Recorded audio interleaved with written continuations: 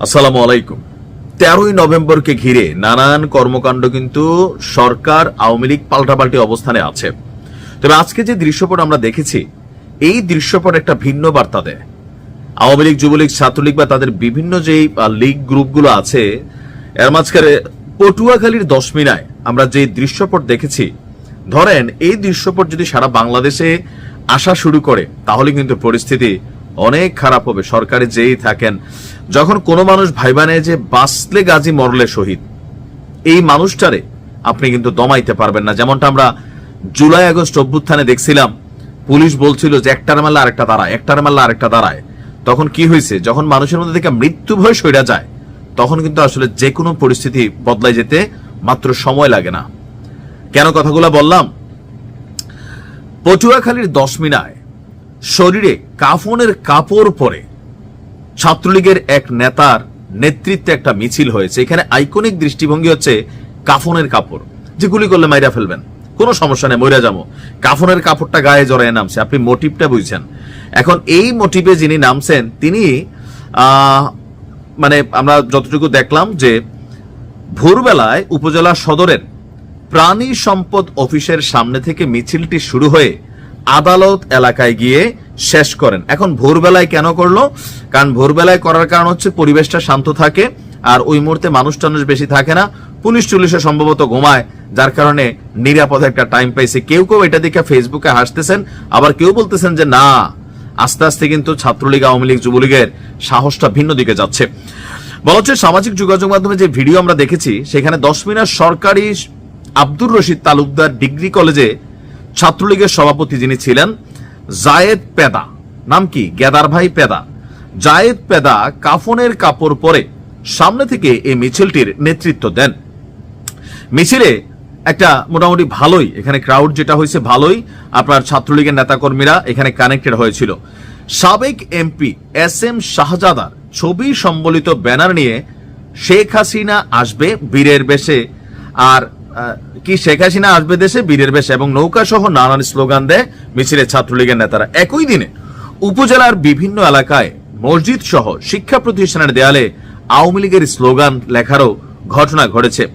আর মিছিলটি হওয়ার বিষয়ে নিশ্চিত করছে 10 মিনা থানার ওসি যিনি আছেন মমতা আব্দুল হালিম। তিনি বলছেন, মিছিলের বিষয়টি আমরা ভোরে জানতে পেরেছি, এটা ঝটিকা মিছিল ছিল, আর মিছিল দিয়ে তারা আত্মগোপনে চলে গেছে, আমরা তাদের গ্রেফতারে অভিযান পরিচালনা করছি।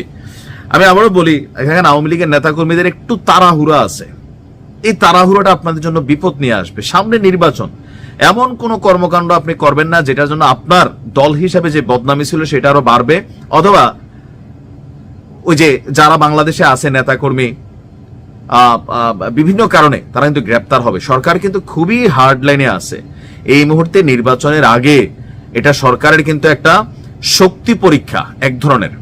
তো এই শক্তি পরীক্ষাটা কেমন, যে যেমন ধরেন সরকার চাচ্ছে 13ই নভেম্বর যেন বাংলাদেশে আওয়ামী লীগ ঢাকা লকডাউন সহ যে পরিকল্পনা করছে কোনো কিছুই করতে না পারে। সর্বোচ্চ হার্ড লাইনে পুলিশের স্পেশাল ফোর্স কিন্তু এখানে কানেক্ট করা হচ্ছে। আবার আওয়ামী লীগ চাচ্ছে তারা ইজ্জত রক্ষার জন্য নামবে। আপনি দেখেন বিএনপি বলছে তারা সর্বোচ্চ প্রস্তুত, জামাতও সর্বোচ্চ প্রস্তুত। এই দিন আওয়ামী লীগ মাঠে নামা মানে পরিস্থিতিটা কিন্তু ওইরকম নাই। কেউ যদি মনে করেন ওই যে লগি বৈঠার যুগ, ভাই তখন আওয়ামী লীগ পলাতক ছিল না, শেখ হাসিনা বাংলাদেশে ছিল, আওয়ামী লীগের নেতা কর্মীরা বাংলাদেশে ছিল।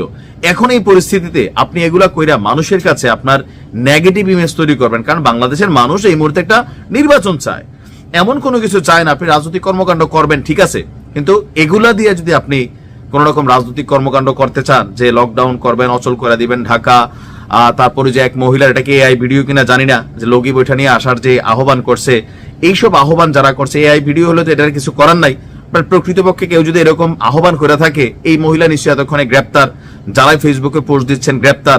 আর টোটাল এই সিচুয়েশনটা 13ই নভেম্বরের এই মুহূর্তে বাংলাদেশের মানুষের কাছে আওয়ামী লীগের নেতাকর্মীরা কি ভাবছে জরুরি না, জরুরি হচ্ছে বাংলাদেশের জনগণের কাছে। জনগণের সাথে আপনার পালস বুঝা চলতে হবে, এটা বাহিরে গেলে আপনি বিপদে পড়বেন। এখন আমরা যতটুকু বুঝলাম যে এই ধরনের মিছিল ডেঞ্জারাস, দেখতে ভাল লাগবে আপনার কাছে, শুনতে ভাল লাগবে, কিন্তু দেখেন ভোরবেলা মিছিল দিছে, দৌড়ের উপর আবার পালাই গেছে, কাফনের কাপড় পইরা, রাজপথে তো আর দাঁড়াই থাকে নাই। তো এগুলো মানুষের কাছে হাস্যকর হয়, গেদানা পেদা। এগুলো হচ্ছে কি ওই যে এরকম ভিডিও করলে এই মুহূর্তে ভাইরাল হয়, বিভিন্ন আওয়ামী লীগের বড় বড় নেতাকর্মীরা দেখে, হ্যাঁ, এরপরে যার পোস্টার লাগায় তিনারও একটু নাম হয় যে দেখেন দলের জন্য কি করতেছে। আর যারা মিছিল দেয় অদূর ভবিষ্যতে আওয়ামী লীগ আসলে তারা আবার সুযোগ সুবিধা পাবে, কিন্তু সেই পর্যন্ত বাইচা থাকতে হবে।